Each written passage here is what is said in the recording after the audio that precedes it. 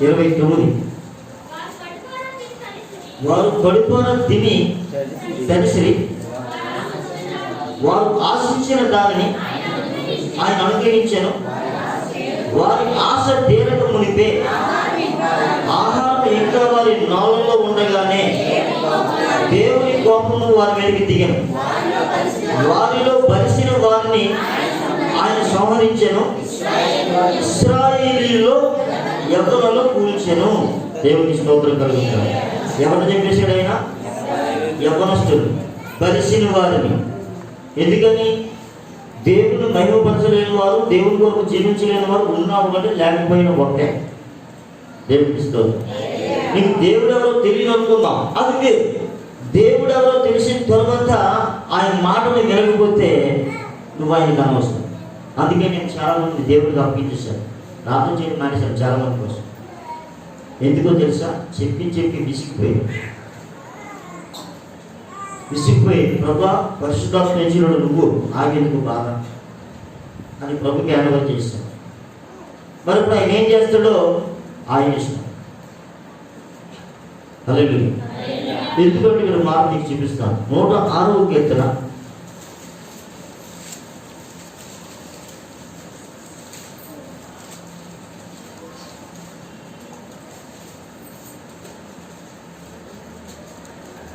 23, 22 నుంచి చదవండి, 21 నుంచి చదవండి. ఐగుప్తులో గొప్ప కార్యములను, కాము దేశంలో ఆశ్చర్య కార్యములను, ఎర్ర సముద్రంలో భయము పుట్టించు క్రియలను చేసిన తమ రక్షకుడైన దేవుని మర్చిపోయేది. అప్పుడు ఆయన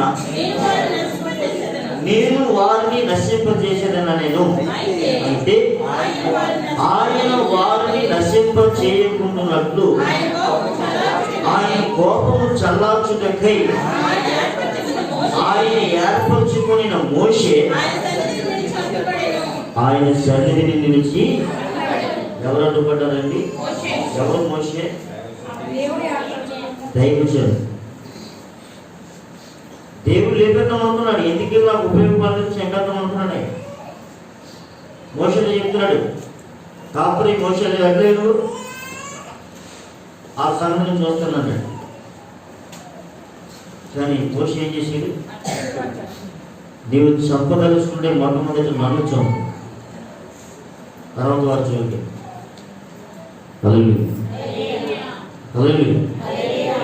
వారు మీ దేవుడు ఏమైనా అడుగుతాడు, నీకు అవమానం రావడం నాకు ఇష్టం లేదు. ఒకవేళ నాకు అబద్ధం సరిగా లేదేమో, కాబట్టి నన్ను చంపేసిన తర్వాత చెప్పన్నాడు. మోషే అడ్డు పడకపోతే లక్షల మంది కాలిపోయి ఉండేవారు. దేవుని స్తోత్రం. మీరు అనుకోవచ్చు మమ్మల్ని మేము ప్రార్థన చేసుకున్నామని.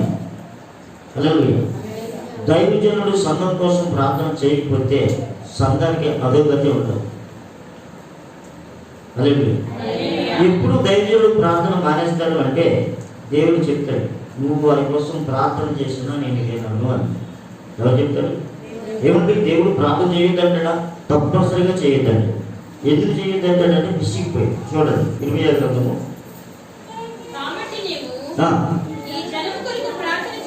7వ అధ్యాయం 16వ వరకు చదువుతున్నాం. దాని ముందు మాట చదువుతాం. 12వ వచనం చదువుతాం. 12వ వచనం నుంచి పూర్వమున నేను నా నామము నిలిపిన షిలోహు నందున్న ఎగ్జాంపుల్ చెప్తున్నాడు. షిలోహులో మహాదేవుడైన నా మందిరం ఉండేది. ఒక్కసారి మీరు అక్కడికి వెళ్ళి చూడండి, విచారణ చేయండి ఏం జరిగిందో. ఇశ్రాయేలీయులైన నా జనుల దృష్టాంతం బట్టి నేను దానికి ఏం చేశాను, ఆ మందిరానికి ఏం చేశాను వినండి. నేను మీతో మాట్లాడినను, పెద్దల కడలేచి మీతో మాట్లాడినను, మీరు వెనకయు మిమ్మల్ని పిలిచినను, మీరు ఎప్పుడేమో వాడినాడు. ఏదమ్మా చెప్పండి? మీతో మాట్లాడినా మీరు వెళ్ళలేదు, మీరు పిలిచినా పిలిచినా నేను మీతో మాట్లాడినా, పెద్దల దగ్గర లేచి మీతో మాట్లాడినా మీరు వినలేదు. నేను పిలిచినా మీరు ఏం చేయలేదు, ఉత్తరం ఇయ్యలేదు. ఈ క్రియలన్నీ మీరు చేశారు కనుక నేను శిలోమును చేసినట్లు మీకు ఆశ్రయమై నా నామము పెట్టబడిన ఈ మందిరమునకును మీకును మీ తండ్రులకును నేను ఇచ్చిన స్థలమునకును నేను అలాగు చేయుదును. ఎవరెవరికి? మొత్తం ఎంటర్ ఫ్యామిలీస్.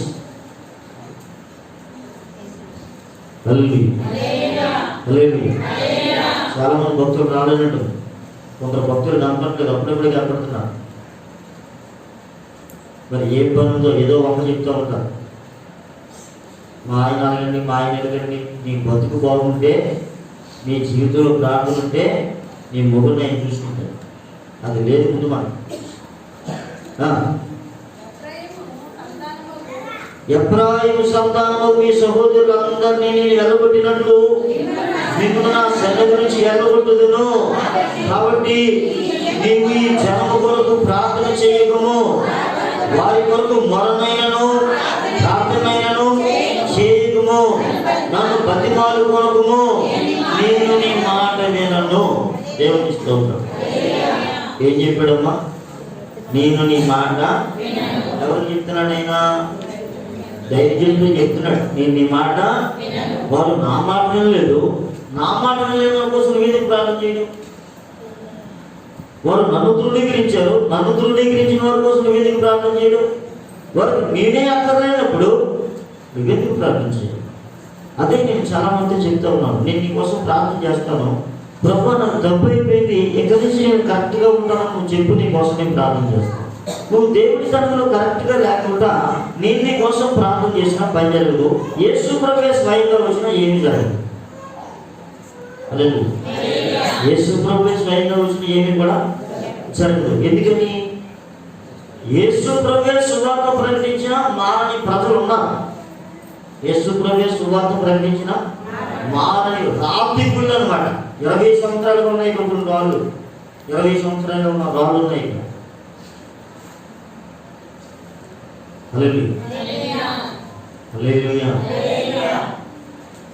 ఆ రాళ్ళున్నా కూడా ఆయన చెప్తున్నాడు, రాతికుండి మీరు తీసేసి మాంసకుండి ఎత్తాను.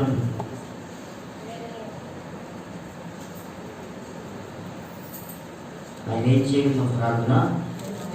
నువ్వు దేవుని మాట విన్నప్పుడే నీకు ఆశీర్వాదం. దేవుని మాట నువ్వు విన్నప్పుడు దైవజనుడు నీ కోసం ప్రార్థన చేసిన బయట జరుగుతుంది.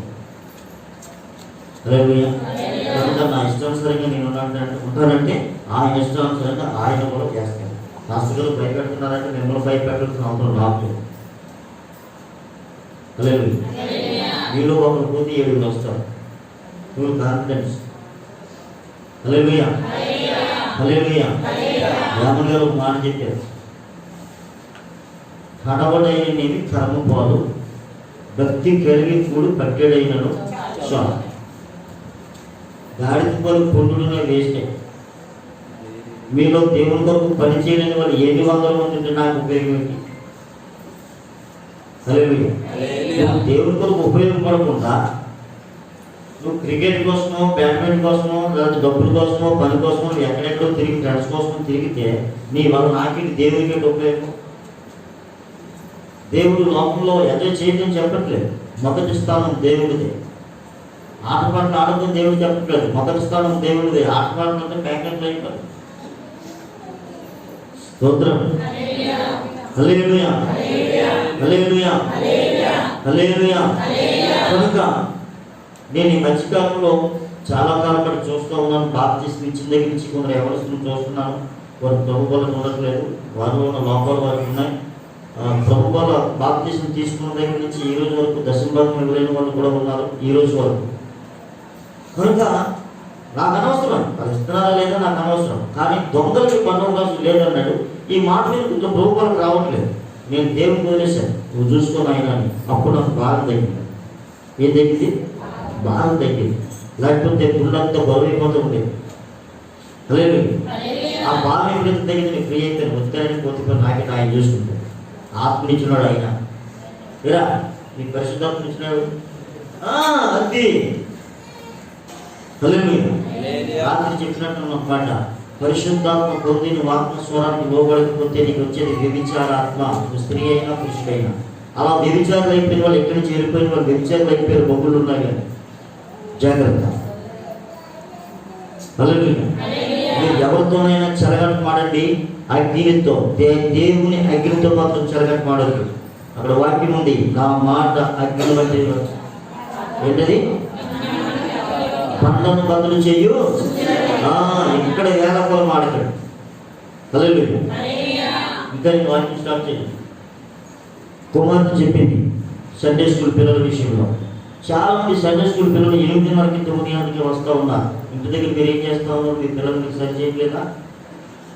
రెండవది, మీ పిల్లలు వేసుకొచ్చే బట్టలు, టైట్ ప్యాంట్లు, టైట్ షర్ట్లు, అది మర్యాదకరమైన బట్టలు కాదు.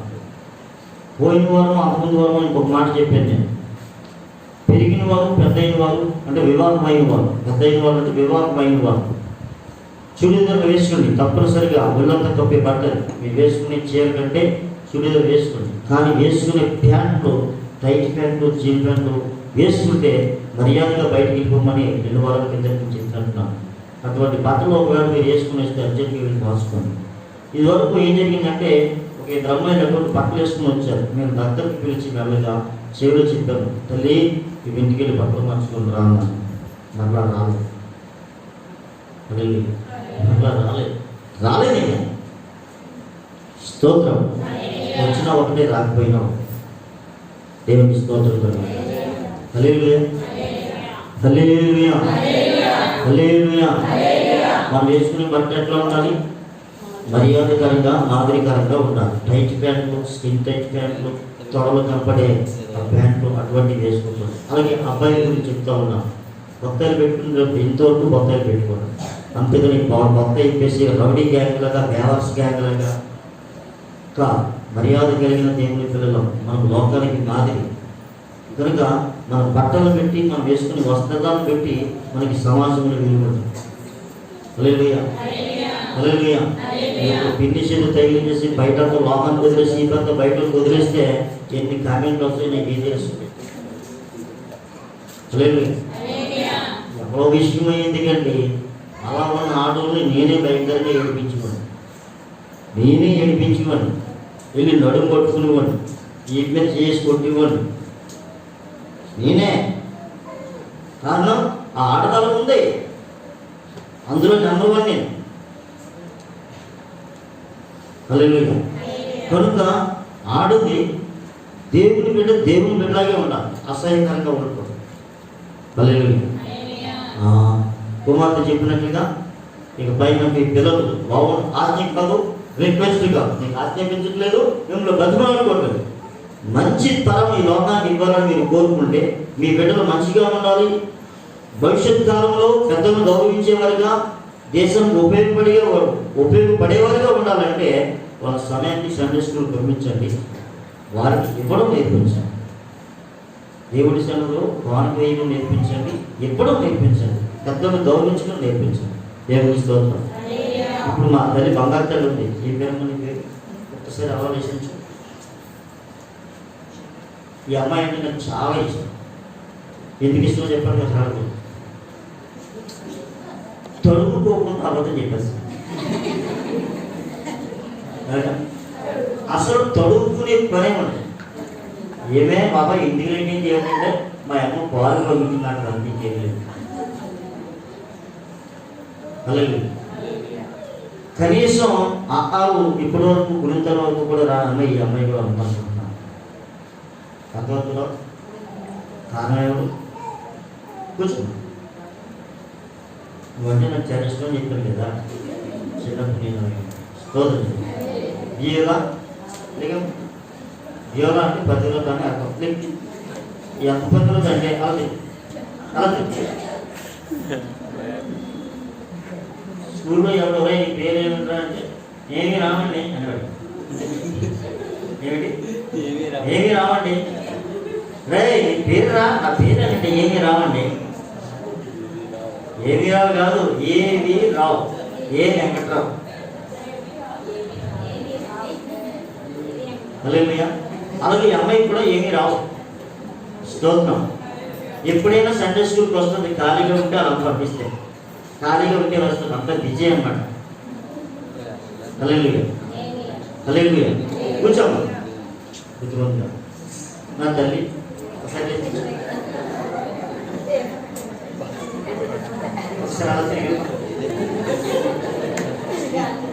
నేను అప్పచెప్పాలంటే అప్పచెప్పను, ఏం చేసుకుంటావో చేసుకుంటా.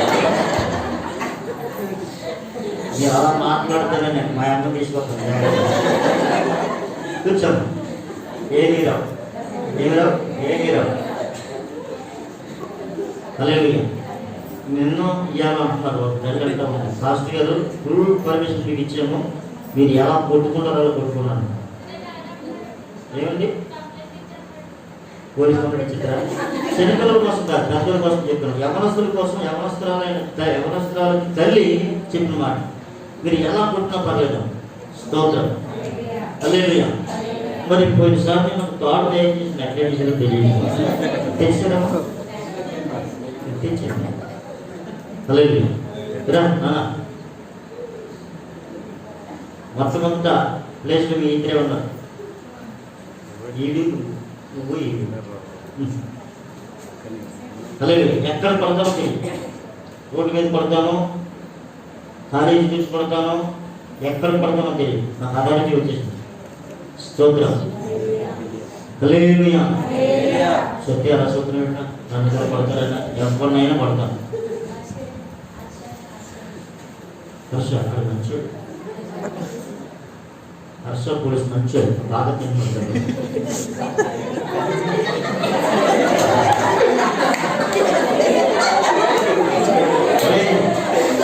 మీ నాన్న చిన్నప్పుడు ఎలా ఉండేది తెలియదు, కానీ నేను ఉంటే మీ నాన్న ఇలాగే ఉండేవాడు. కూర్చో కూర్చో కూర్చో.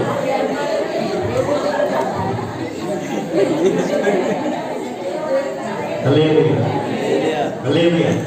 ఇంకో మాట చెప్పనా, యవనస్తుల కంటే, యవన పిల్లల కంటే ఇంకా బాగా ఎవరు కొట్టాలని చెప్పండి నాకు. అమ్మా మహి కదా నాన్న కొట్టాలను. ఎవరిని? మహి నాన్న. ఎందుకని? 10 గంటలకి ప్రార్థన అయితే 6 అయిపోయి కొత్తగా ప్రార్థనకి. అలా చెప్తున్నాను, దుఃఖం కలుగుతూ ఉంది, ఏడుపు వస్తూ ఉంది, కానీ ఆయన వదిలేస్తున్నాను. స్తోత్రం. మనము క్రమంగా ఉన్నప్పుడు మన పిల్లలు క్రమంగా ఉంటాం. గట్టిగా స్తోత్రం చెప్పండి. హల్లెలూయా, హల్లెలూయా. ఈ సమయంలో శుక్రవారం నాడు ఏం చెప్పారనేది అవుట్లైన్స్ చెప్పండి. హల్లెలూయా. మా తమ్ముడికే కదా చెప్పారు, నాకు ఎప్పుడైనా అన్నయ్య అనుకుంటే దేవుడా నీకు వందనాలు, కొద్ది విషయాలు మీరు ఒక సహాయం చేయండి, కొన్ని మాటలు ఇవ్వండి, మీరే సహాయం చేసి టైం పడాలి. కృప దయచేయండి. క్రీస్తు యేసు నామములో ప్రార్థించి వేడుకుంటున్నాం. బైబిల్ నుంచి జకర్యా గ్రంథం 3వ అధ్యాయం 1 నుంచి 5 వచనం చూడండి. జకర్యా గ్రంథం 3వ అధ్యాయం 1 నుంచి 5 వచనం. చదువు. యెహోవా దూత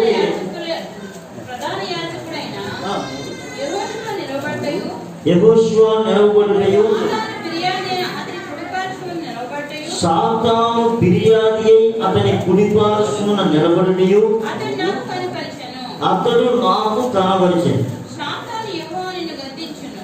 సాతాను నిన్ను గద్దించును, యెరూషలేమును కోరుకొని యెహోవా నిన్ను గద్దించును.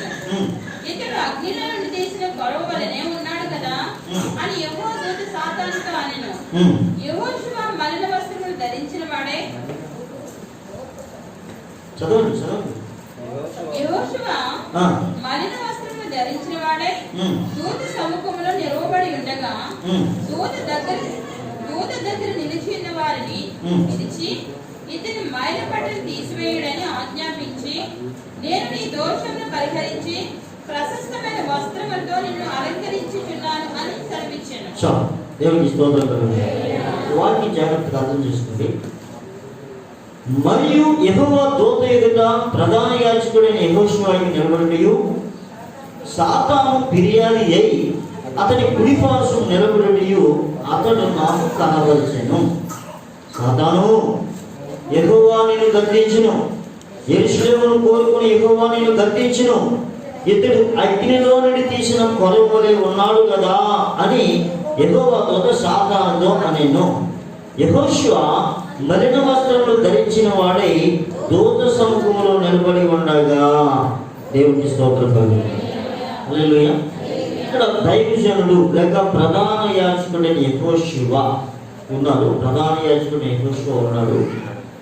ఈ యెహోషువ మీద అంటే దైవజనుడైన యెహోషువ మీద నింద మోపడానికి సాతాను పక్కనే ఉన్నాడు. హల్లెలూయా. ఎక్కడున్నాడు సాతాను? పక్కనే ఉన్నాడు. కుడి పార్శ్వం నిలబడి అతను నాకు కనబరిచాను. సాతాను, యెహోవా నిన్ను గద్దించును, యెరూషలేమును కోరుకుని యెహోవా నిన్ను గద్దించును, ఇతడు అగ్నిలో నుండి తీసిన కొరవ వలె ఉన్నాడు కదా. దేవునికి స్తోత్రం కలుగును. ఇతడు అగ్నిలో నుంచి తీసిన కొరవ వలె ఉన్నాడు కదా. దేవునికి స్తోత్రం కలుగును. హల్లెలూయా. యెహోషువ ఎలా ఉన్నాడు? అగ్నిలో నుంచి తీసిన కొరవ ఎలా ఉంటుంది? బాగా మండు. ఇప్పుడు యెహోషువ ఎలా ఉన్నాడు? మండుచున్న అగ్ని కొరవ వలె ఉన్నాడు. మండుచున్న అగ్ని కొరవ వలె ఉన్నాడు అని దేవుని వాక్యం సెలవిస్తూ ఉంది. దేవుడు మాట్లాడుతూ ఉన్నాడు. కానీ సాతాను ఏం చేస్తూ ఉన్నాడు అంటే, సాతాను యెహోషువ మీద నింద మోపడానికి వచ్చింది. దైవజనుడు ఎలా ఉన్నాడు? మండుచున్న కొరవ వలె ఉన్నాడు. ఈ మంటలు ఏదైనా కాలిపోతుంది. ఇలా మండుచున్న వాడి మీద నింద మోపడానికి వచ్చాడు సైతాను. జాగ్రత్తగా అర్థం చేసుకోండి. ఒక మండుచున్న వాడి మీదే సాతాను నింద మోపితే అసలు మంట లేని వాడి పరిస్థితి ఏంటి? హల్లెలూయా. హల్లెలూయా. అప్పుడు యెహోషువ తనను తాను చూసుకుంటే, అప్పుడు యెహోషువ తనకు తాను ఎలా కనపడుతున్నాడు తెలుసా? మలిన వస్త్రములు ధరించిన వాడిగా. అంటే దేవుని దూతతోనూ పరలోక సంబంధమైన వాడితో పోల్చుకుంటే ఎలా ఉన్నాడు? ఆయన మలిన వస్త్రములు ధరించిన వాడిగా ఉన్నాడు. దేవునికి స్తోత్రం. ఆత్మీయంగా చూస్తే ఎలా ఉన్నాడు? ఆయన మండుచున్న కొరువలే ఉన్నాడు. దేవుని దృష్టిలో ఆయన మండుచున్న కొరువే. కానీ సాధారణ దృష్టిలో అతను ఏం చూపిస్తా ఉన్నాడు? లోపాలు చూపిస్తా ఉన్నాడు. అప్పుడు ఇతను చూసుకుంటే మలిన వస్త్రం కనబడతా ఉంది. అంటే సాతాను మనం దేవుడికి ఎంత పరిశుద్ధులుగా కనబడినప్పటికీ కూడా మనలోని మచ్చలు వెతికేవాడు సాతాను. దేవునికి స్తోత్రం.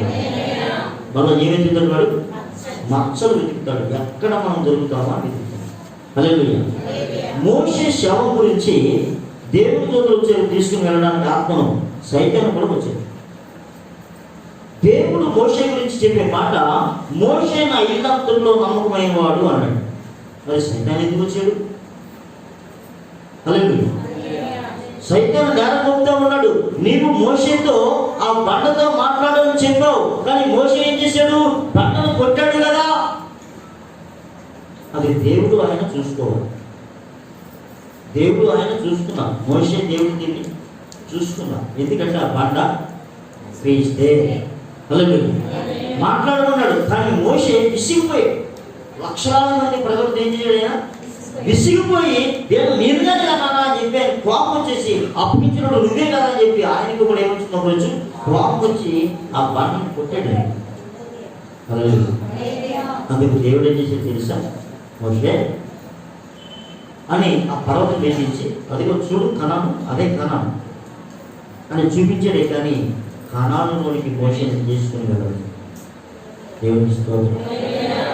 మోషే గురించి దేవుడు చెప్తున్నాడు, మోషే నా ఇల్లంతలో నమ్మకమైన మోషేకి ఏమి లేదు అంటే కనానులో ప్రవేశము లేదు. ఎందుకని? చిన్నతో అసలు ఎక్కలేదు కాదు. కానీ దాన్ని ఎవరు పట్టించుకున్నారు? సాతాను పట్టించుకున్నారు. దేవుడు శిక్ష ఇచ్చాడు. కానీ దాన్ని ఎవరు చూపిస్తూ ఉన్నారు?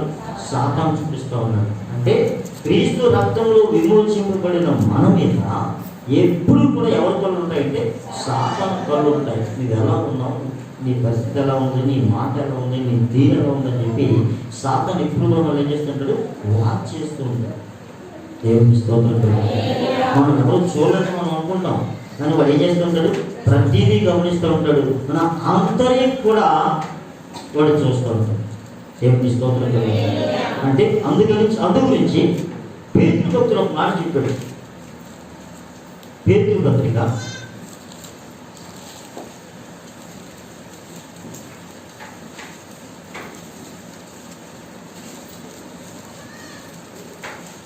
2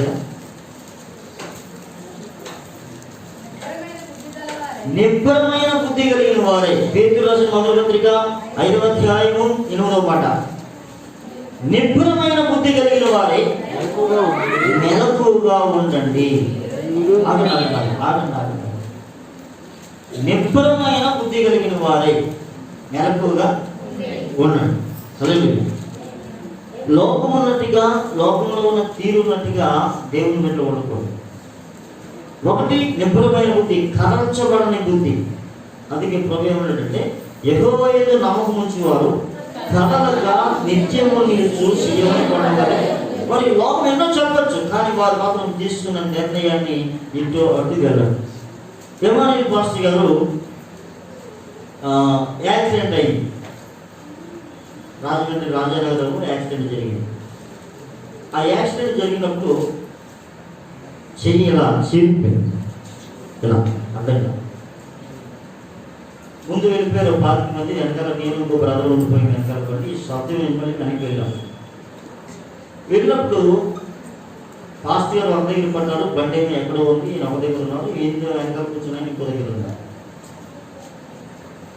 పాస్టర్ గారిని చూశాను. ఆయన చూస్తే శ్రమలో ఉన్నాడు. నేను పాస్టర్ గారిని పట్టించుకోలేదు, కానీ ఆయన పట్టించుకున్నాను. కారణం ఏంటంటే ధైర్యం ఏమైనా పర్లేదు, కానీ సంతోషం ఏమైనా నిందే.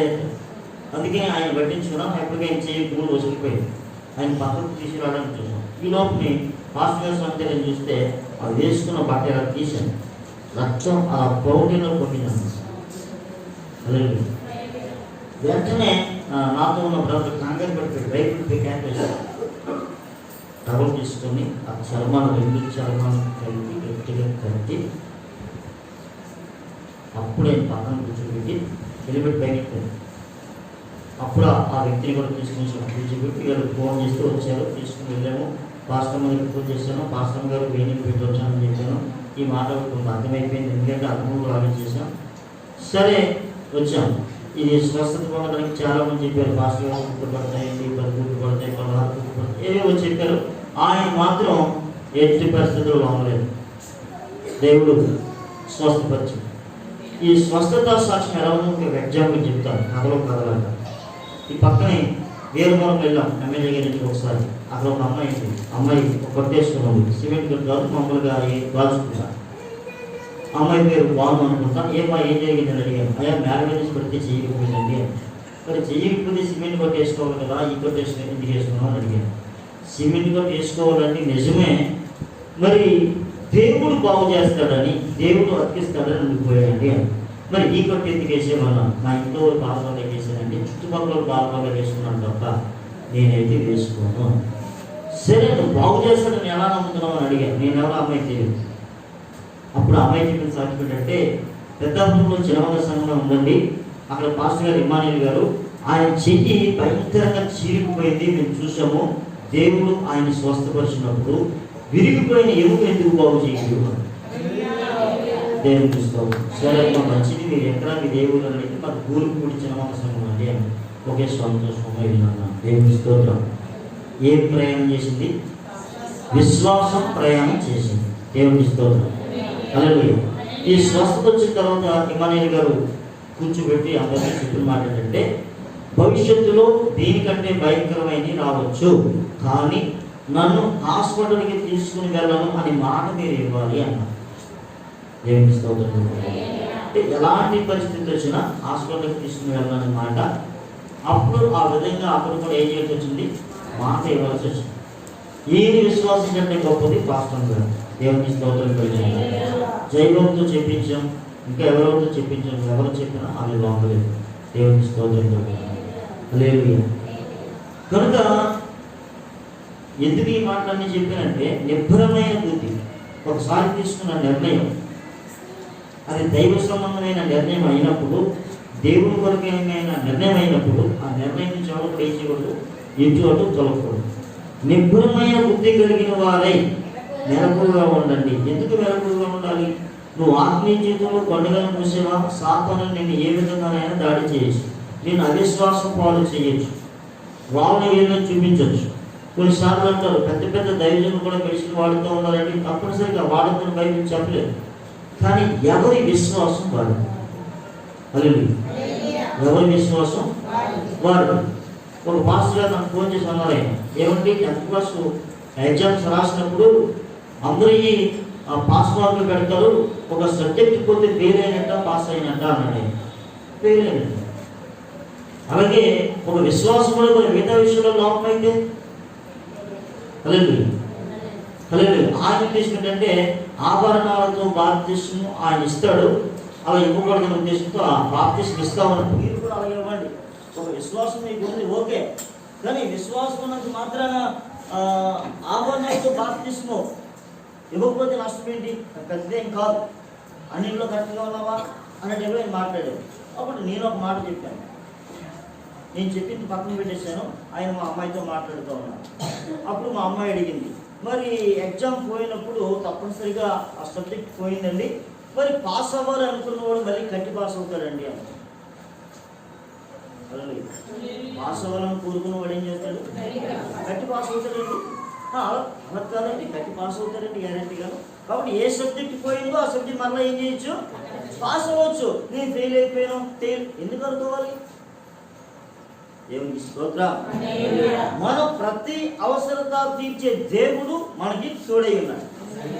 అసలు యేసు ప్రభు దగ్గరికి ప్రజలు ఎందుకు వస్తారు అర్థం చేసుకున్నాం. గుడ్డివారు వచ్చారు, కుంటివారు వచ్చారు, చెవిటివారు వచ్చారు, మోగవారు వచ్చారు, చాంద్రలోకులు వచ్చారు, అనేక రోగాలు కలిగిన వాళ్ళు వచ్చారు. వచ్చిన వాళ్ళందరూ స్వస్థత పొందారా పొందలేదా? పొందారు. ప్రభు చెప్పారు, నమ్ముట నీవరనైతే నమ్మువారికి సమస్తము కూడా సాధ్యమే. హల్లెలూయా. పిల్లలు లేని వాళ్ళు వచ్చారు ఆయన దగ్గరికి. హల్లెలూయా. ఆ తల్లి వెళ్ళి ప్రార్థన చేస్తా ఉంది, అన్న వెళ్ళి ప్రార్థన చేస్తా ఉంది. తన ఆపోజిట్ ఎవరు ఏమంటారు, సవతి. సవతిని చూసి వ్యాధి కలుగుతూ ఉంది. నా సవతికి పిల్లలు ఉన్నారు కానీ నాకు పిల్లలు లేరని వ్యాధి కలుగుతూ ఉండే. భర్త అంటే ఉన్నాడు, మంచి భర్త అండి ఆయన. అన్నా 10 మంది కుమారుల కంటే నేను శ్రేష్టమైన వాడిని కానా అంటే, అవసరమైతే నేను ఎలా ఉంటాను నీ దగ్గర, నీకు కుమారుడిగా బిడ్డగా ఉంటాను. దేవుని స్తోత్రం. చాలా అద్భుతమైన మాట, దేవుని స్తోత్రం అని చెప్పి ఆమెను ఓరడిస్తున్న భర్త. ఏ భర్త? ఈరోజు పొడిసే భర్తలు ఉన్నారు కానీ ఓరడించే భర్తలు లేదు. హల్లెలూయా, హల్లెలూయా. నువ్వు పుట్టినవే, నువ్వు కనవే అనేవాళ్ళు ఉన్నారు. ఒకవేళ లోపం వాడిలో ఉంటే, లోపం వాడిలో ఉండే పరిస్థితి ఏంటి? చాలా మంది నిందలేని సులువే, కానీ అదే పరిస్థితి వారికి వస్తే పరిస్థితి. దేవునికి స్తోత్రం. కానీ ప్రియ యేసు ఎలాంటి వారు ఆయన దగ్గరికి వచ్చినా, ఈ హన్నా ఎంతో కాలమైంది పిల్లలు లేరు, కానీ ఆమె దేవుడి సన్నిధిలో ఉండి ప్రార్థన చేస్తూ ఉంది. ఎలాంటి ప్రార్థన చేస్తుందంటే మనోదుఖము కలిగిన ప్రార్థన చేస్తా ఉంది. బయటికి కనపట్లేదు, లోపల నుంచి వచ్చేస్తుంది దుఃఖం. దైవజనుడు చూశాడు, ఈమె మధురాలుగా ఉందనుకున్నాడు. అప్పుడే తాగేసావా అంటే ద్రాక్ష రసం ఎక్కువ సేవిస్తారు వాళ్ళు. అయ్యా దైవజనుడా, నన్ను పనికి మాలిన దానిగా ఎంచవద్దు, నేను మనోదుఖము కలిగిన దానినై దేవుడి సన్నిధిలో నా హృదయాన్ని కుమరిస్తా ఉన్నాను. నేను పిల్లలు లేని దానను, నాకే కనుక బిడ్డ పుట్టినట్లయితే ఆ బిడ్డను మొట్టమొదటిగా నేను దేవునికి ఇచ్చేస్తానని ఒప్పుకుంటా ఉన్నాను. దేవుని పిల్లలు పుట్టడమే గొప్ప అయినప్పుడు ఆ పుట్టిన బిడ్డను దేవుడికి ఇచ్చేయడం ఏంటండి? తర్వాత పిల్లలు లేకపోతే ఆవిడకి అనవసరం. గుడ్రాలు అనే నింద ఆమె నుంచి పోవాలి. దేవుడు ఏమైనా చేయగలని లోకానికి తెలియాలి. దైవజనుడు చెప్తా ఉన్నాడు, వచ్చే సంవత్సరం నీ కవిటిలో పెట్టుంటాడు. దేవుడు మరుసటి సంవత్సరం భర్తలో లోపం ఉందా, భార్యలో లోపం ఉందా, ఏదైనా అవసరం. చాలా మంది అంటారు, మా ఆవిడ లోపం ఉందండి, మా ఆయన ఏదైనా అవసరం. అలాగే సహాయం చేసేవాడు దేవుడు. ఏ లోపం ఉన్నా సరే మనకు అనవసరం. హల్లెలూయా. కార్యం చేసేవాడు దేవుడు. హల్లెలూయా. ఒక ఆవిడ ఉందట, ప్రభా నా గర్భసంచి ఫెయిల్ అయిపోయింది, అయినా నాకు కొత్త గర్భసంచి కావాలని ప్రభా యేసు నామములో ఇచ్చును కాక అందట. అది గర్భసంచి వచ్చింది. ఇది ఎలా జరిగిందండి? నీకు అనవసరం. కార్యం చేసేవాడు ఆయన. హల్లెలూయా. మనము ఈ మొక్క కలుగును దాకా మొక్కను చూసాం. ఇలాంటి మొక్క కలుగును దాకా కాదు, ఇది లేనప్పుడు ఇక్కడ ఒక మొక్క కలుగును దాకా అనేది విశ్వాసం. హల్లెలూయా. హల్లెలూయా. విశ్వాసం అంటే విశ్వాసం అనేది నిరీక్షించబడినటువంటి నిజ స్వరూపమును అదృశ్యమైనది ఉన్నది అనడానికి. ఇది ఎలా జరుగుతుందండి? డాక్టర్ గారు చెప్తా ఉన్నాడు. ఆయన చెప్పాడు, డాక్టర్ గారు ప్రకాశం జిల్లాలో, ఆయన పేరు ప్రసాద్, ఒకసారి నేను చెప్పాను, పిల్లలు లేరు, చాలా వేదన, హాస్పిటల్ని తిరిగేశారట, పిల్లలు పుట్టే ఛాన్స్ లేదు. అప్పుడు ఇంట్లో వాళ్ళు ఆయన చెప్పారట, ఒరే ఎన్నాళ్ళుగా దీంతో ఉంటావు, 8 సంవత్సరాలు అయిపోయింది, ఇప్పటికి వేరే దాన్ని పెళ్లి చేసుకో, ఇది ఉంటే ఉంటావులే, పిల్లలు కన్నా వేరే దాన్ని చేసుకో అంటే వీడు ఏం చేయాలి అర్థం కాక కుమిలిపోతూ ఆ రాత్రి ఆలోచన వచ్చిందట, ఒకవేళ లోపం నాలో ఉందేమో, అప్పుడు నా భార్యకి పెళ్లి చేస్తారా? హల్లెలూయా. చూడండి ఎంత భయంకరమైన పరిస్థితి. వాడు ఆలోచన చేసి నేను అలా చేయకూడదు అని చెప్పి అనుకున్నప్పుడు ఎవరో ఒకరు చెప్పారట, బాబు ఫలానా చోట ఫలానా డాక్టర్ గారు వాళ్ళు గుంటూరులో, నువ్వు అక్కడికి వెళ్ళానని. అక్కడికి వెళ్ళారు. అక్కడికి వెళ్ళిన తర్వాత లేడీ డాక్టర్ ఆమె చెప్పిందట, నీకు పిల్లలు పుట్టే ఛాన్స్ లేదు, లోపం అంతా నీలోనే ఉంది, నీకు పిల్లలు పుట్టే అవకాశం లేదు. పరిస్థితి ఎలా ఉంటుంది? ఆయన అల్లకొల్లం అయిపోయాడట, ఒకవేళ నేను నా భార్యని విడిచిపెట్టి వేరే దాన్ని పెళ్లి చేసుకుంటే అక్కడ కూడా నా పిల్లలు కలగరు, అప్పుడు పరిస్థితి ఏంటి అని ఏడ్చి అప్పుడు డాక్టర్ మాట చెప్పాడట, ఏంటంటే బాబు వైద్య శాస్త్ర ప్రకారంగా నీకు పిల్లలు పుట్టే ఛాన్స్ లేదు, కానీ నాకు తెలిసిన ఒక డాక్టర్ ఉన్నాడు, నువ్వు ఆయన దగ్గరికి వెళ్తే తప్పనిసరిగా నీకు పిల్లలు పుడతారు అన్నాడు. దేవునికి స్తోత్రం చెప్పి. హల్లెలూయా. నీకంటే డాక్టర్ ఎవరన్నాడు? ఉన్నారు, ఆయన పేరు డాక్టర్ జీసస్ అని చెప్పారు. అప్పుడు ఆయన చెప్పాడట, మా ఆవిడ వెళ్తాం, నీ ఆవిడ ఎవరికి కావాలయ్యా, నువ్వు వెళ్ళని చెప్పాడు. దేవుని స్తోత్రం. హల్లెలూయా. అలా దేవుని సన్నిధికి వెళ్ళిన సంవత్సరంలో ఆయనకు అమ్మాయి పుట్టింది. సంవత్సరం ఆగిన తర్వాత అబ్బాయి పుట్టింది. ఇప్పుడు వాళ్ళ పిల్లలు 5 సంవత్సరాలు 7 సంవత్సరాలు వచ్చేసిన తర్వాత ఇతను ఆత్మహత్య చేసుకోవడానికి కాకినాడ వచ్చింది. ఏం చేసుకోవడానికి? కాకినాడ బస్ స్టాండ్లో తిరుగుతూ, కాకినాడ కంటే వైజాగ్ బాగుంటుంది, వైజాగ్ బీచ్లో చేసుకోవాలని వైజాగ్ బీచ్కి వెళ్ళిపోయాడు. నైట్ ఏ బస్ అంటారు దాన్ని? Non stop. రామకృష్ణ బీచ్లో చేసుకోవాలని తిరుగుతున్నాడు. 9 అయిపోయింది, 10 అయిపోయింది, చేసుకోవడం 9 అయిపోయింది.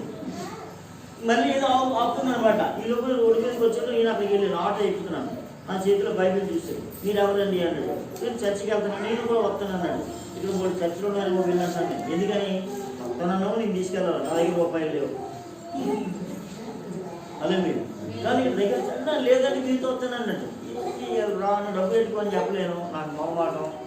సరే అని చెప్పి రాను తీసుకెళ్తే ఆ రోజు క్రిస్టఫర్ గారు చర్చిలో అన్నమాట. ఆ రోజు వాక్యం ఇమానుయేలు వాక్యం దేవునికి స్తోత్రం ఐక్యారన్నమాట. సరే తీసుకుని వెళ్ళాను. ఆయన మధ్యలో సాక్ష్యం చెప్తా ఉన్నాడు, ఇలాగ నేను చచ్చిపోవడానికి వచ్చానని చెప్పాడు. ఏమి రా ఏం అడిగితే చెప్పాడు, దేవుడు నా విషయంలో అద్భుతం చేసి మాకు 2 పిల్లలు ఇచ్చాడు. అమ్మాయికి 7వ సంవత్సరం, అబ్బాయికి 5వ సంవత్సరం. అయితే నేను తెచ్చిన డబ్బులు రెట్టింపు ఖర్చు పెడుతుంది మా ఆవిడ, దాని సోపులు డబ్బులన్నీ అయిపోతున్నాయి. ఆ కారణం చేత నేను భరించలేక ఏం చేయలేక ఈ నెలకి సరిపడా సామాన్లన్నీ వేసేసి నేను డబ్బు పెట్టుకుని వచ్చేసాను. దీనికి చచ్చిపోవడానికి. ఇది నా పరిస్థితి అన్నట్టు. అనుకున్నాను. సరే మందిరానికి తీసుకుని వెళ్ళాను. స్తోత్రం. వాక్యం ఆలోచించాడు. వాక్యం అంతా అయిపోయిన తర్వాత ఆయన మాట చెప్పాడు, మాస్టర్ గారు ఇప్పుడు నీ ఇంటికి వెళ్తా ఉన్నాను, చావాలని కోరిక నాలో లేదు, నీ ఇంటికి వెళ్తా ఉన్నాను, నా భార్యని ఎలా కంట్రోల్ చేయాలో దేవుడు నాతో ఈరోజు మాట్లాడాడు.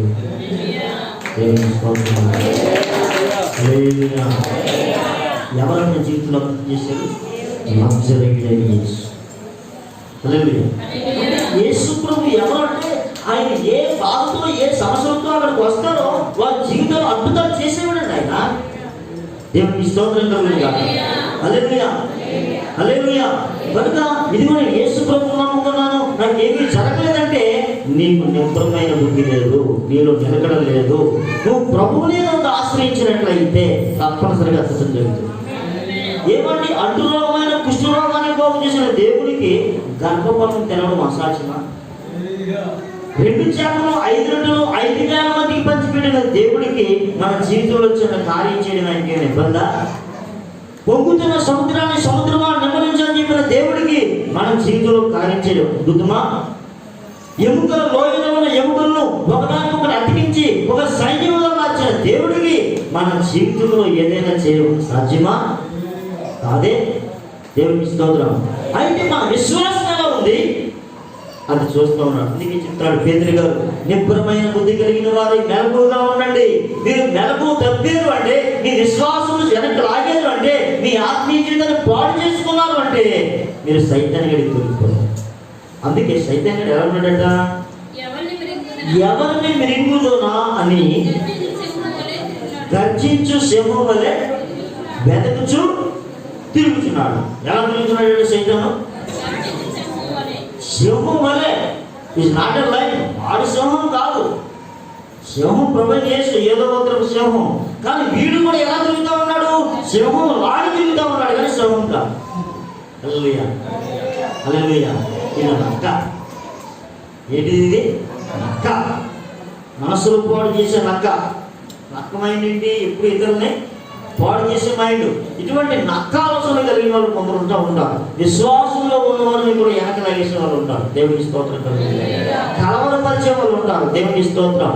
ఇవన్నిటి నుంచి తప్పించుకోవాలంటే నిబ్బరమైన బుద్ధి కలిగిన వారై హల్లెలూయా ఆయనను ఆశ్రయించే వారుగా ఉన్నారు. దేవుని స్తోత్రం. ఎవరి మీద ఫిర్యాదు మోపుతా ఉన్నాడు సాతాను? మండుచున్న కురివి వలె ఉన్న యెహోషువ మీద నింద మోపుతూ ఉన్నాడు. దేవుని స్తోత్రం. చూడండి, యోబు గ్రంథంలో మనం చూస్తే, తీయండి, ఇక టైం అయిపోయింది. యోబు గ్రంథంలో మనం చూస్తే భార్య ఒక మాట అంటది, ఏమయ్యా ఇంకా దేవుడు దేవుడు దేవుడు అంటే ఇంకా నువ్వు యథార్థతను విడిచిపెట్టవా? ఏం కలిగి ఉన్నాడండి యోబు గారు? ఒకసారి మాట చెప్పండి, అలా మీకు బాగా అనుభవమైపోయిన మాట కదా. యోబు చెప్పండి చెప్పండి. నేను అర్థం చెప్పన్నాను, రిఫరెన్స్ చెప్పడం లేదు అంటే చదవాలంటారా? అది కాదు. యోబు ఎవరు అని అడిగాడు. యథార్థవంతుడు. రే బాబు రే రే రే రే రే రే రావచ్చు. ఎందుకంటే మనం ఎప్పుడైతే దేవుడిని పక్కన చేసామో అదే దొరకదు, మర్చిపోతాం.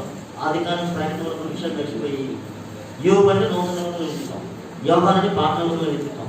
సహవాసం అంతే. దేవుడి జనం ఎప్పుడు తొలగిపోయినా, ఎవరు తొలగిపోయినా, స్త్రీ అయినా పురుషుడైనా వారు కష్టాలు పెట్టేస్తారు. ఎందుకోవడమే. సరే, యోబు ఎవరు? హూ ఈజ్ యోబు? యథార్థవంతుడు, న్యాయవంతుడు, దేవుని పట్ల భయము భక్తి కలిగిన వాడు, చెడుతనాన్ని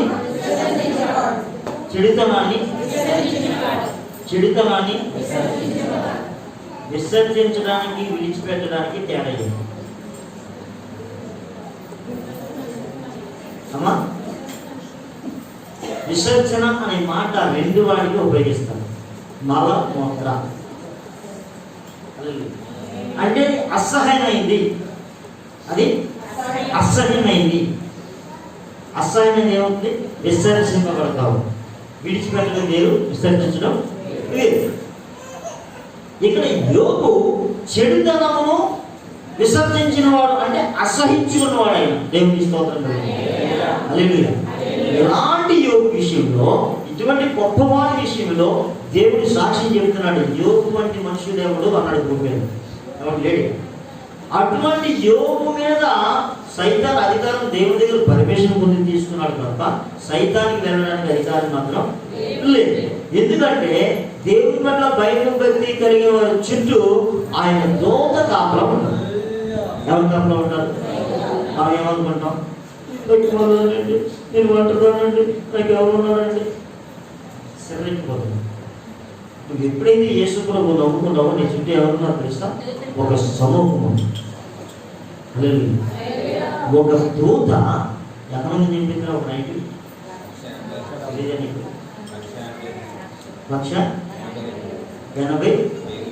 1,80,000 ఒక దూత ఒక నైట్ 1,85,000 నుంచి తెచ్చుకోలేదు. ఒక దూతే. హల్లెలూయా. రాజు ప్రార్థన చేస్తున్నాడు, ప్రభువా నాకు సహాయం చేయండి. ఒకడు వచ్చేటాడు, వాళ్ళు వచ్చేసారండి. ఎక్కడికి వచ్చేసారు? గోడ దగ్గరికి వచ్చేసారండి, కుమ్మం దగ్గర ఉన్నారండి. ఇంకా దేవుడు అన్నారండి బాబు. ఎక్కడికి వచ్చేసారు? గోడ దగ్గరికి వచ్చేసారు, తలుపు దగ్గరికి వచ్చేసారు. నువ్వు ఇంకా దేవుడు అంటావేంటయ్యా బాబు? రాజా దేవుడికి అవకాశం ఇచ్చాడు, వెళ్ళి కాడు మీద పడిపో అని చెప్పకుండా వదిలేండి. రాజు మాత్రం ప్రభు పాదాలు కడగలేదు, ప్రశాంతంగా ఉన్నాడు. వీళ్ళందరూ భయపడుతున్నారు, భయపెట్టేస్తూ ఉన్నారు, భయపడుతూ ఉన్నారు. కానీ అలాగా రాత్రి ఒక దూత అల వచ్చి 1,85,000 మంది ఎలా చచ్చిపోయారో వాళ్ళకి అర్థం కాదు. దేవుని స్తోత్రం. నమ్మిన వారిని ఆశ్రయించి వారి పట్ల అద్భుతాలు చేసే దేవుడు ఆయన. దేవుని స్తోత్రం. హల్లెలూయా. హల్లెలూయా. యోబు గారు భార్య అంటా ఉంది, ఏమయ్యా ఇంకా నువ్వు యథార్థతను విడిచిపెట్టవా? ఇంకా దేవుడు దేవుడు అంటావా? ఆ దేవుడికి ఏం చేశాడయ్యా? 10 మంది సంతానం చచ్చిపోయారు, ఉన్న ఆస్తి 1,000 కోట్ల రూపాయల ఆస్తి పోయింది, నీ బరువు పోయింది, నీ పేరు పోయింది, అన్ని పోయి ఇంకా దేవుడయ్యా వీళ్ళంతా గోపుకుంటున్నావు శిల్పేకి తీసుకుని. ఏం బతులే, చచ్చిపోవయ్యా అంటావు. అంటే యోగు భక్తుని ఎవరున్నారు? సైతాను. ఏం చేస్తా ఉంది? యోగ విశ్వాసాన్ని శోధిస్తాం. దేవుని స్తోత్రం. భార్య ఏమన్నా తెలుసా? మూర్ఖురాలు మాట్లాడినట్టుగా మాట్లాడుతున్నావు అన్నాడు తప్ప మూర్ఖురాలా అనలేదు. దేవుని స్తోత్రం. హల్లెలూయా. దేవుడు మేలునిచ్చాడు, అనుభవించాం కదా, ఇప్పుడు కీడు కూడా అనుభవించుదాం. దేవుని స్తోత్రం. అంటే నువ్వు నిజాయితీగా ఉన్నప్పుడు నీ పక్కన ఎవరుంటారు? సాతాను నిన్ను శోధించడానికి నిలబడతాడు. మండుచున్న కొయ్య వలె ఉన్న యెహోషువ దగ్గర నిలబడ్డాడు. దేవుని ఇల్లంతట్లో నమ్మకమైన మోషే దగ్గర నిలబడ్డాడు. దేవుని పరలోక రాజ్యంలో సాక్ష్యం పొందుతున్న యోగు గారి పక్షం కూడా సాతాను మన మీద. అంటే ఇప్పుడు సైతం మన పక్కన నిలబడాలా వద్దా? చెప్పండి. సాతాను మన పక్కన నిలబడాలా వద్దా? చెప్పరా, ఉండాలా వద్దా? సాతాను ఉండాలా వద్దా? ఏమండి సైతాన్ అంటే మీరు వద్దంటున్నావా? అసలు లేకపోతే క్రైస్తవమే లేదు. హల్లెలూయా. సైతాన్ అందరి జోలికి వెళ్ళవు. సైతానికి ఏం కావాలి? సమబుద్ధి కావాలి. హల్లెలూయా. అందరి జోలికి వెళ్ళట్లేదు. దొమ్మున్నవాడు రండిరా అంటాడు. సైతాన్ కూడా అందరి జోలికి వెళ్ళలేదు. దొమ్మున్నవాడు రండిరా అంటాడు. నువ్వు విశ్వాసంలో ఉన్నావా?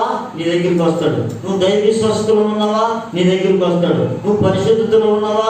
నీ దగ్గరికి వస్తాడు. నువ్వు నిజాయితీలో ఉన్నావా? నీ దగ్గరికి వస్తాడు.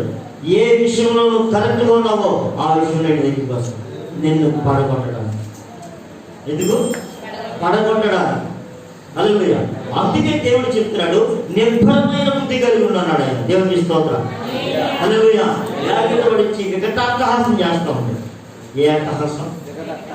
ఆయన చెప్పాడట, ఏదైనా తోటలో భయంకరమైన శబ్దం నవ్వే పడుతున్నారు. నవ్వే ఆ నవ్వు కూడా ఉండేవాడు, పూర్వం ఉండేవాడు లేడు. హల్లెలూయా. ఆ నవ్వుకి ఆ అరణ్యమంతా కూడా తోటంతా కూడా అడిగిపోయింది ఆ నవ్వుకి. ఇంతకీ ఏంటా నవ్వు అంటే, ఓ దేవుడా, నువ్వు పుట్టించిన మానవుడు ఏం చేశానో చూసావా? పండు తినేసిన చేశాను నవ్వుతున్నాడు. అది సామాన్యమైన విషయం కాదు. పండు తినడం సర్వలోకాన్ని నాశనం చేసేయడం. హల్లెలూయా. హల్లెలూయా. ఒకరోజు నేను ముగిస్తున్నాను. ఒకరోజు ఉత్తర గదిలో నేనున్నాను, అవతల గదిలో ఆశ్రయించాడు. ఆశ్రయించి సైతానికి డిస్కషన్ డైరెక్ట్గా కళ్ళగట్ట కాదు. హల్లెలూయా. ఒక అందమైన యువతి. ఏ యువతి? అందమైన యువతి. తర్వాత ఇంకొక రూపం, తర్వాత ఇంకొక రూపం, తర్వాత ఇంకొక రూపం, వేరొక రూపం. ఏమిరా మీరు ఆపన్నతో ఎందుకు బాప్తిస్తున్నారు? ఇది ఎక్కడికి వచ్చేటట్టు ఆభరణాలతో బాప్తిస్మం ఇవ్వడం చెప్పడం వచ్చేటట్టు. అసలు దేనికి లోపలేదు ఇక్కడ? ఆడు లోపట్లేదు, నువ్వు లోపట్లేదు. ఇన్ని బాధలు అడుగుతున్నావు. నేను పావును పంపించానా? అయినా మీకు కుదిరా కదా. ముందు రోజు పాము వచ్చింది. అసలే కూర్చొని ముందు నేను బయట నుంచి వచ్చాను. అసలే లేచాడు, ముందుకు వచ్చాను, ముందుకు వచ్చాను. అదే మాట నేను లేదరా ఏ అన్నాడు. పురోలు అడగ ఏ ముందు ఎత్తుకు రావాలా?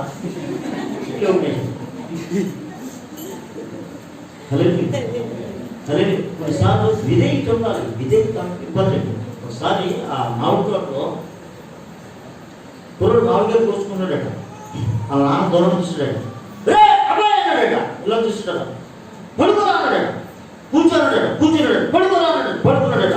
ముందుకు పాకున్నాడు. ముందుకు పాకాడట. పరిగెట్టన్నాడట. లేచి పరిగెట్టడం ప్రారంభించాడు. ఎందుకు కూర్చోవాలి అన్నాడు. పై బాగుంది, దిగుతుంది పై కూర్చుంది. ఇంకా పడుకో అంటే ఇంకా దూరం పాము. ఇప్పుడు పాము నుంచి ముందుకు వెళ్ళి లేచి పరిగెట్టి పాము పాటు నుంచి పైకి పడి అలా కాకుండా ఏమి అంటే మనం తీరాలనుకుంటారు కూడా ఇలా చేయాలంటే ఇలా చేస్తే ఎందుకు పోవద్దని అడిగి నన్ను అక్కడేమో టెంట్ వేసాడు. టెంట్ వేసిన నేను అన్న పోయి తాడు తీసుకుని అలా కట్టున్నాను. అలా తాడు కర్ర కడతాను. అప్పటికీ నేను మంట ఎక్కిపోయాను. ఆ టెంట్ ఏమో సరిపోలేదు, రకరకాల బాగుంది, ఇది కర్ర కడతాను అన్నాడు. కట్టేసిన తర్వాత ఈ లోపు నేను సీలో కుర్చీలు ఇప్పుడు వచ్చాను. ఇప్పుడు నేను అడిగాను, కుర్చీలు కదా, నువ్వు కర్ర కట్టేసిన వెంట తాడు, ఇప్పుడు కుర్చీలు ఎలా వచ్చింది రా అన్నాడు.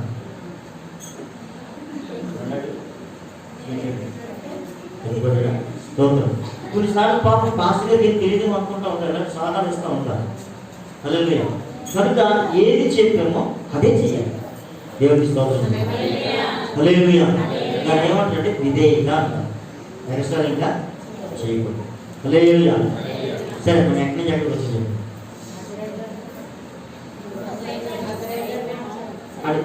సైతం అదైతే మాట్లాడాడు కదా.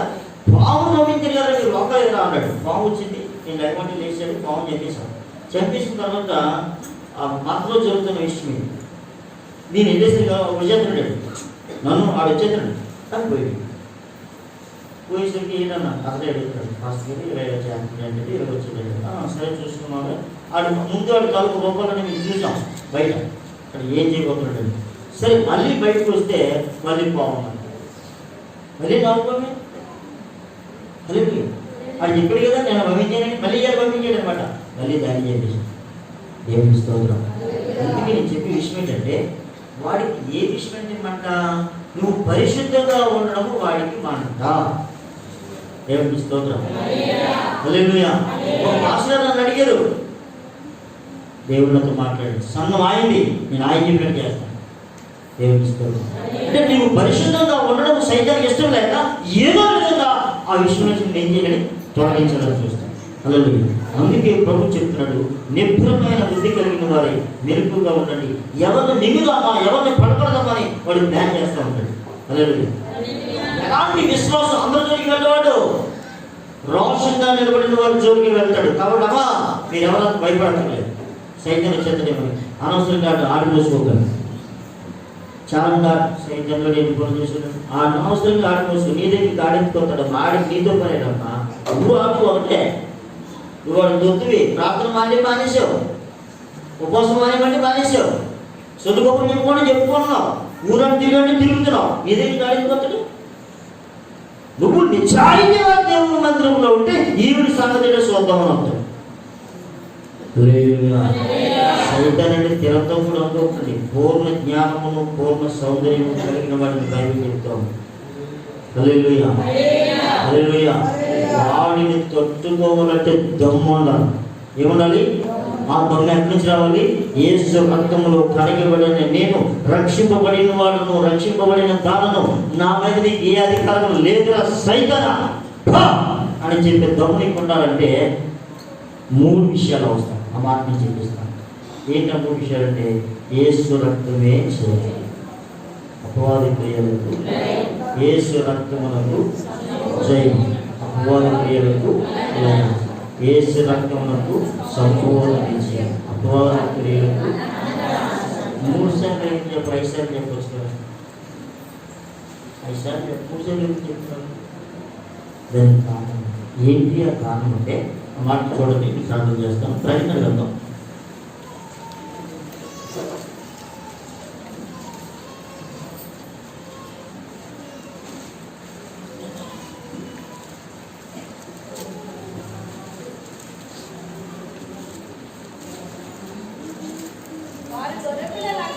వారు గొర్రెపిల్ల రక్తమును బట్టి తాము ఇచ్చిన సాక్ష్యమును బట్టి వారిని జయించి ఉన్నారు.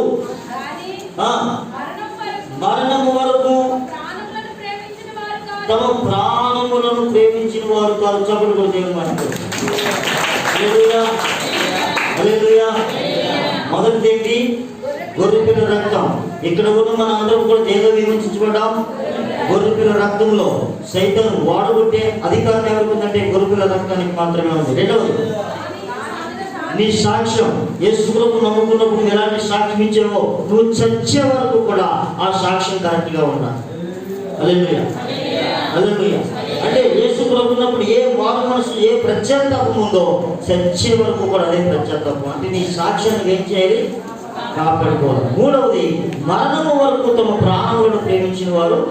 అంటే వారికి ఏ భయం లేదు, నేను చచ్చిపోతానన్న భయం వారికి. క్రైస్తవుడు ఎవరికి కూడా నేను చచ్చిపోతాననే భయం అనుకోడు. దేవునికి స్తోత్రం. చచ్చేనా పరలోకం, బ్రతికేమా సాక్ష్యం. దేవునికి స్తోత్రం. ఈ 3 విషయాల్లో మనం కరెక్ట్గా ఉన్నట్లయితే సైతాను మనం ఏమి చేయడు. మోకరించండి, ప్రార్థన చేస్తాం.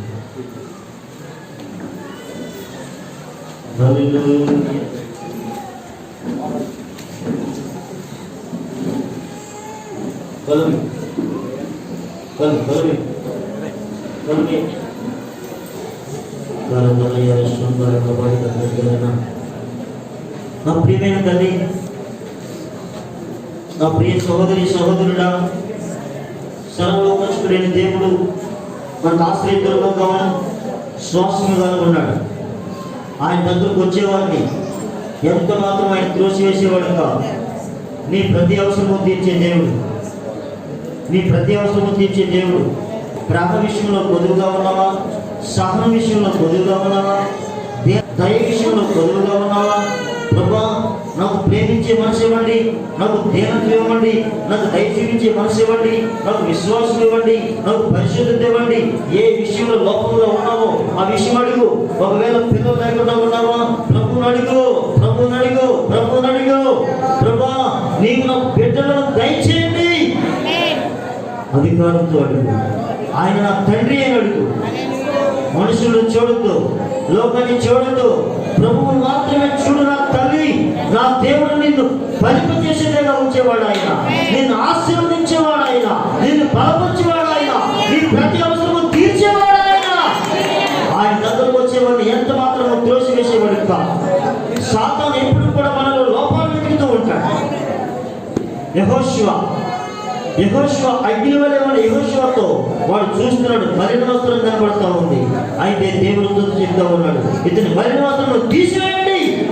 అవును, నీలో ఉన్న ప్రతి మలినాన్ని తొలగించేవాడు మన దేవుడు. మనం పరిశుద్ధులు కాదు, యేసు రక్తం మనల్ని పరిశుద్ధపరుస్తూ ఉంది.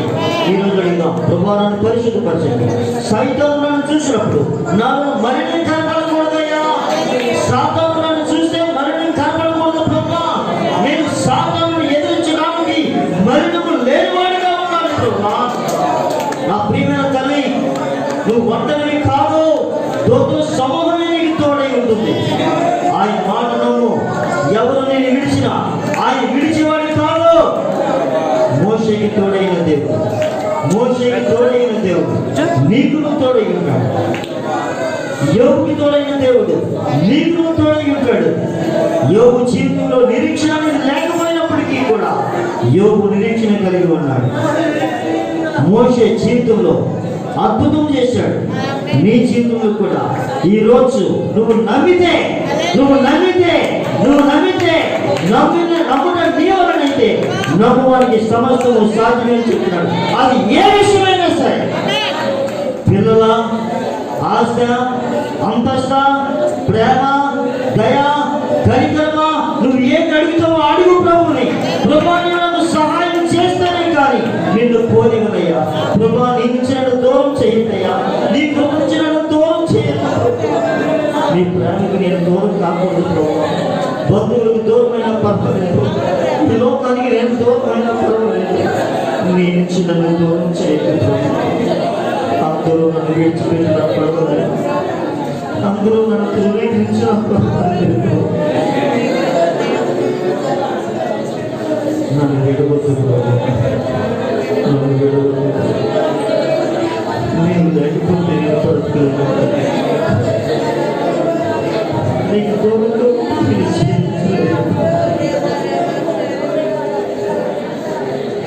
నా తండ్రి వెళ్ళేది, నా తండ్రి వెళ్ళేది, నా సంఘం వెళ్ళేది, నా ఆశ్రయం నన్ను సిగ్గుపడక నేను పనివాడిగా చేయలేదు. నన్ను శిక్షించడానికి కృపను చేయలేదు. అప్పుడు నా కుశలమైన నాకు అప్పగించిన బాధ్యతని కొనసాగి మరణం వరకు నమ్మకముగా ఉండడానికి, మరణం వరకు మరణం వరకు సహనం కలిగి ఉండడానికి, మరణం వరకు దయ కలిగి ఉండడానికి, మరణం వరకు మీ చిత్తం నెరవేర్చడానికి సహాయం చేయండి. ఇది కాకమనేది కోరుకుంటున్నా, ఇది కాకమనేది కోరుకుంటున్నా.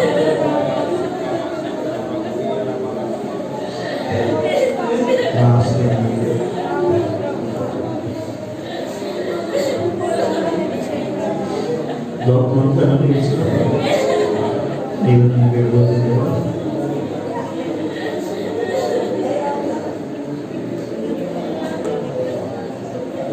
నన్ను విడవద్దు,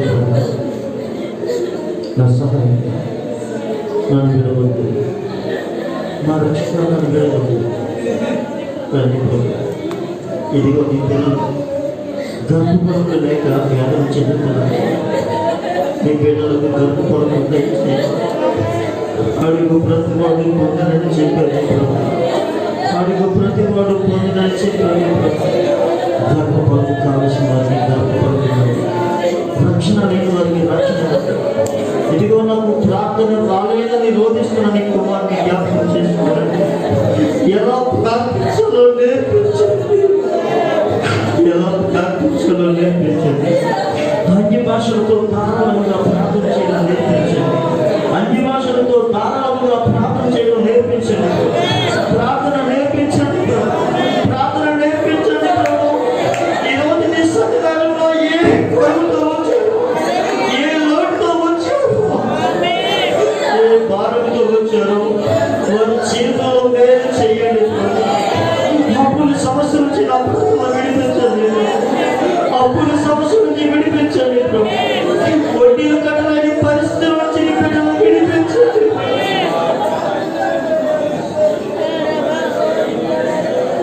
నా దేవా, నా దేవా, ఈ రోజు గొప్ప ప్రత్యేకమైన దేవగా నేను చూస్తూ ఉంటాను.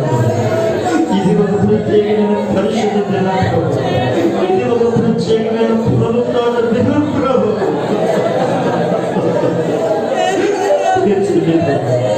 ప్రతి అవసరం క్రీస్తు యేసు మహిమలో తీర్చండి, ప్రతి అవసరం క్రీస్తు యేసు మహిమలో తీర్చండి. ఎవరు ఏ సమస్యతో వచ్చారో ఆ సమస్య నుంచి వారికి విడుదల, మార్పు లేని వారికి మార్పు లేదు, నూతన జన్మ లేని వారికి నూతన జన్మ, ప్రత్యేకము లేని వారికి ప్రత్యేకము,